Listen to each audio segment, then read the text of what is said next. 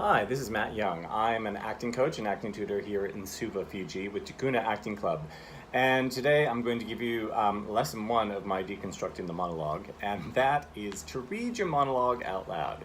So the reason that we do this when we're picking a monologue is we just read it out loud to see what it sounds like in our voice. If each one of us were to read the same monologue, we would get something else out of it because we are different people with different experiences.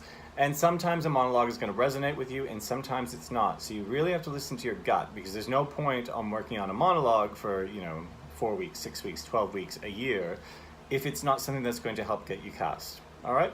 So what I'm going to do is I'm just going to read a monologue out loud quite randomly. This is called The Father We Loved on a Beach by the Sea by Stephen Sowell, who is an Australian playwright. I'm going to read it out loud, and you can tell me in the comments below. So you'll see like a lot of tutorials in the comments below, tutorials. You'll see a lot of information about what I've just discussed in the comments below, and you can let me know in the comments whether you think this is a monologue that's going to suit me or not. All right? And sometimes that has to do with the cadence of the monologue, sometimes it just has to do with the subject matter, sometimes it just has to do with this, like what you see in me and whether that suits the monologue. So here we go. I'm just reading it, it's not acting, you just read it out loud. I could never think of anything. You kids were better educated. It was like you was living in a different world. You knew the names of countries I never even heard of. I felt stupid. You with all your highfalutin ideas about how things should be. I couldn't understand. If we ever talked, you'd twist things around so a man wouldn't know up from down, and you'd sneer at me like I was nothing. I worked all my life for you kids, doing things that a man shouldn't have to do. And did you ever thank me? Did you ever do the things I asked you? No, you just slapped us in the face. You treated us like dirt, all the time talking about the workers. What about me? I was a worker.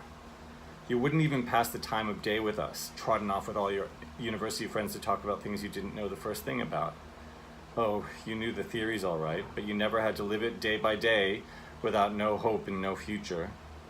You thought you was going to change the world? Well, you made a fine mess of it, didn't you? Hurting and killing people. That's one thing you forget, isn't it? Coming to me talking about truth and charity. We never brought you up to become a murderer. So that's it. Let me know what you think. Yeah, so that's the first thing we do, is we just speak it out loud. Don't worry about acting, don't worry about interpretation, we just speak it out loud. And you can record yourself, do exactly what I just did and play it back, and see if it resonates with you, yeah?